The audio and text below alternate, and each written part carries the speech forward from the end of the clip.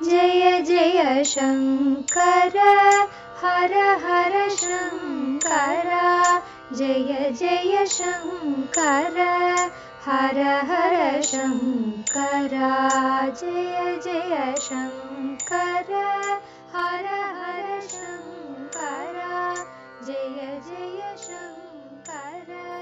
பக்தி தெய்வத்தின் குரல் 4ஆம் பாகம் வண்டு ஸ்தோத்திரம் இருவகை சந்தங்கள். சுக்லாம் பரதரம் ஸ்லோகத்தை எடுத்துக்கொண்டு அதில் உயிரெழுத்து ரீதியில் எத்தனை அக்ஷரம் இருக்கிறது என்று பார்த்தால் 32 அக்ஷரம் கணக்கு வருகிறது. இது சு க்லாம் ப ர த ரம் வி ஷ்ணும் ச சி வர் நம் ச துர் பூ ஜம் பிர சன் ந வ த நம் த்யா ஏத் சர் வ வி க்னோ ப ஷா த ஏ என்று 8 எழுத்து கொண்ட 4 பாதங்களாக பிரிந்திருக்கிறது. சுக்லாம் பரதரம் விஷ்ணும் என்பது முதல் பாதம், சசிவர்ணம் சதுர்புஜம் 2ஆம் பாதம், பிரசன்ன வதனம் தியாயேத் என்பது 3ஆம் பாதம், சர்வ விக்னோ பசாந்தையே என்பது 4வது பாதம். சரி, அப்படியானால் ஷட்பதி என்கிற 6 கால் ஸ்தோத்திரத்தில் ஒவ்வொரு ஸ்லோகத்திலும் இப்படி 6 அடிகள் இருக்கின்றனவா? இல்லை, ஒவ்வொரு ஸ்லோகத்திலும் 4 பாதங்கள் தான் இருக்கின்றன. சாதாரணமாக அப்படி இருப்பது வழக்கம். இந்த ஷட்பதி ஸ்தோத்திரத்திலே ஒரு ஸ்லோகத்திலே எடுத்துக்கொண்டால் அதற்குள்ளே இருக்கிற பாதங்கள் சுக்லாம் பரதரத்தில் இருக்கிற மாதிரி சமமான அக்ஷரம் கொண்டதாக இல்லை. சந்த சாஸ்திரம் என்பதாக கவிதா லட்சணம் கூறும் சம்ஸ்கிருத யாப்பிலக்கணத்திலேயே இந்த விதமான அக்ஷர கணக்கில் வராத சந்தங்களை, அதாவது மீட்டர்களை பற்றியும் இருக்கிறது. மீட்டரில் 2 தினுசை அது சொல்கிறது. ஒன்றுதான் ஒரு உயிரெழுத்துக்கு ஒரு அக்ஷரம் என்ற கணக்குப்படி இருக்கும் மீட்டர். இதற்கு விருத்தம் என்று பெயர்.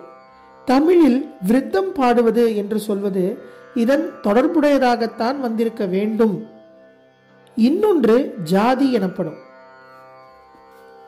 ஜாதிக்கும் விருத்தத்துக்கும் என்ன வித்தியாசம் என்றால், விருத்தத்தில் குறில் நெடில் கூட்டெழுத்து எல்லாவற்றுக்கும் ஒரே வேல்யூ தான். சுக்லாம் என்பதில் ஷு என்பது குறில், கிளாம் நெடில், அதோடு கூட கிளாம் என்பது இக் இல் இம் என்ற 3 சப்தங்கள் கொண்ட கூட்டெழுத்தாக இருக்கிறது. இப்படி இருந்தாலும் நாம் எந்த அக்ஷரமானாலும் அதற்கு வேல்யூ 1 என்று வைத்து ஷு ஒரு அக்ஷரம், கிளாமும் ஒரு அக்ஷரம் என்று தானே கணக்கு பண்ணினோம். ஜாதியில் ஒரு உயிரெழுத்து கொண்ட அக்ஷரம் ஒவ்வொன்றுக்கும் ஒரே மதிப்பு வேல்யூ கொடுப்பதில்லை. வேல்யூ மற்றும் மதிப்பு என்று சொல்வதற்கு மாத்ரா என்று பெயர். மாத்திரை என்று தமிழில் ஆகும். மீட்டர் என்பது கூட மாத்ராவிலிருந்து தான் வந்தது. குறில் நெடில் என்று 2 இருக்கின்றன அல்லவா? குட்டையான அ இ உ முதலானவை குறில், நெட்டையான ஆ இ உ முதலானவை நெடில். இவற்றை முறையே ஹ்ரஸ்வம் என்றும் தீர்க்கம் என்றும் சொல்வது வழக்கம்.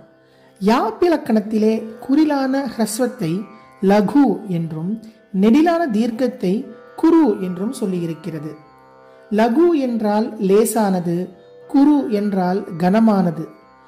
ஜாதி எனப்படும் சந்த வகையில் லகுவான அக்ஷரத்துக்கு, அதாவது குறிலுக்கு வேல்யூ 1, குருவான நெடில் அக்ஷரத்துக்கு வேல்யூ 2. இப்படி பொதுவாக குறிலுக்கு ஒரு மாத்திரை என்றாலும் சில எழுத்துக்களோடு சேர்ந்து ஒரு குறில் வரும்போது அது 2 மாத்திரையாகிவிடும். அம், கம், சம் என்பது போல ஒரு குறிலுடன் அனுஸ்வாரம் என்கிற சேரும்போது அந்த குறிலுக்கு 2 மாத்திரை ஏற்பட்டுவிடும். விசர்க்கம் என்பதாக ஹ சத்தத்துடன் அநேக சொற்கள் முடியும். ஹ என்று 2 புள்ளி போட்டு விசர்க்கத்தை குறிப்பிடுவார்கள். ராமஹ என்பதை ராமஹ என்று சொல்ல வேண்டும். இப்படிப்பட்ட விசர்க்கம் ஒரு குறிலை எடுத்து வந்தால் அப்போதும் குறிலுக்கு 2 மாத்திரை. உதாரணமாக ராமஹ வில் வரும் ம 2 மாத்திரை பெற்றுவிடுகிறது. ஒரு குறிலை அடுத்து ஒன்றுக்கு மேற்பட்ட மெய்யெழுத்துக்களின் கூட்டு வந்தாலும் அப்போது குறில் 2 மாத்திரை பெற்றுவிடும். உதாரணமாக விஷ்ணு என்கிற வார்த்தையில் இஷ் நு என்பது இஷ் இன் உ என்பதாக 2 மெய்யெழுத்துக்களும் ஒரே உயிரெழுத்தும் சேர்ந்த சப்தம் வி என்ற குறிலை அடுத்து இங்கே இஷ் இன் என்ற 2 மெய்யெழுத்துக்கள் வரும். அந்த குறில் 2 மாத்திரை பெற்றுவிடும். அக்ஷரங்களை வைத்து விருத்தம் என்ற மீட்டர் முறை இருந்தார் போலவே மாத்திரைகளை இப்படி கணக்கு பண்ணி ஜாதி என்ற மீட்டர் முறையும் இருக்கிறது. இப்படி ஜாதியில் பல சந்தஸ்கள், அதாவது சந்தங்கள் இருக்கின்றன. ஒரு ஸ்லோகத்தை பாதங்கள் என்ற 4 பகுதிகளாக விருத்தத்தை போலவே இதிலும் பிரித்து ஒவ்வொரு பாதத்துக்கும் இத்தனை மாத்திரைகள் இருக்க வேண்டும் என்று இந்த முறையில் வைத்திருக்கிறது. ஆனால் ஜாதியில் ஒரு ஸ்லோகத்தின் எல்லா பாதத்துக்கும் சமமான மாத்திரையாயில்லாமல் ஒவ்வொரு பாதத்துக்கும் வெவ்வேறாக இத்தனை மாத்திரை என்று வைத்திருக்கும்.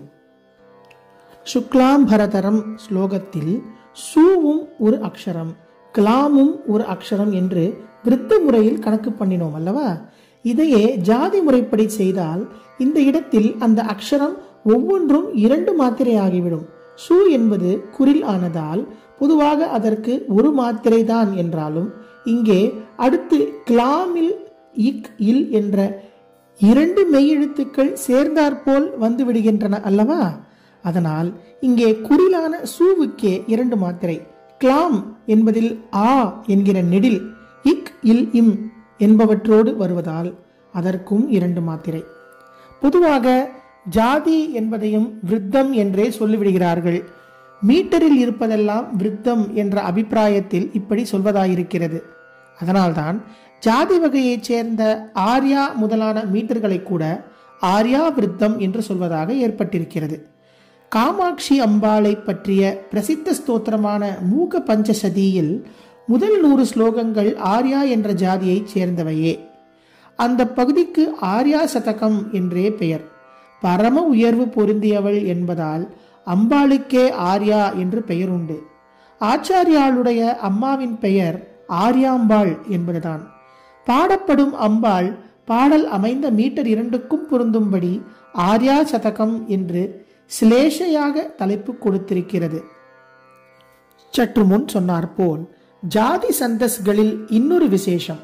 4 பாதங்களில் ஒவ்வொன்றும் ஒரே எண்ணிக்கையுள்ள மாத்திரைகள் கொண்டதாக இருப்பதில்லை. விருத்தம் என்று உயிரெழுத்துக்களை கொண்டு கணக்கு பண்ணுவதிலும் கூட பாதத்துக்கு பாதம் அக்ஷர வித்தியாசம் உள்ளதாயும் சில மீட்டர்கள் உண்டுதான். எல்லா பாதமும் ஒரே அளவான அக்ஷரம் கொண்டது சமவிருத்தம்.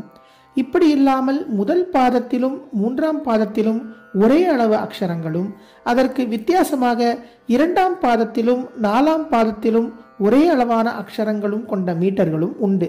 இவற்றை அர்த்த சமவிருத்தம் என்று சொல்வார்கள். ஒவ்வொரு பாதமுமே வேறு வேறு எண்ணிக்கையில் அக்ஷரங்கள் கொண்ட மீட்டர்கள் கூட இருக்கின்றன. இவை விஷம விருத்தம் எனப்படும். அதென்ன விஷமம் என்றால் வி சமம் என்பதே விஷமம். சமத்துக்கு எதிரானது வி சமம். எல்லா பாதமும் சமமான அக்ஷரம் கொண்டதாயில்லாமல் இருப்பதால் விஷம விருத்தம் என்று பெயர். யாரை பற்றியோ விஷமமாக பாடுவது என்று அர்த்தமில்லை. விஷமம் என்ற வார்த்தை மிஸ்சீவ் என்று அர்த்தம் கொடுப்பதற்கு காரணம் கூட அது சமநிலையில், அதாவது நடுநிலையில் இருந்து கொண்டு உள்ளதை உள்ளபடி சொல்லாமல் வெளியிலே ஒரு அர்த்தமும் உள்ளுக்குள்ளே திரிசமனாக இன்னொரு அர்த்தமும் கொடுக்கும்படியாக பேசுவது அல்லது காரியம் செய்வதாக இருப்பதுதான். திரிசமன் என்கிற போதும் அது சமமாக இருப்பதை திரிப்பது என்று பொருள்படுவதாகவே தோன்றுகிறது. இருவகை சந்தங்கள் நாளை தொடரும். ஜெய ஜெய சங்கர, ஹரஹர சங்கர, மகாபெரியவா சரணம். जय जय शंकर हर हर शंकर, जय जय शंकर हर हर शंकर, जय जय शंकर.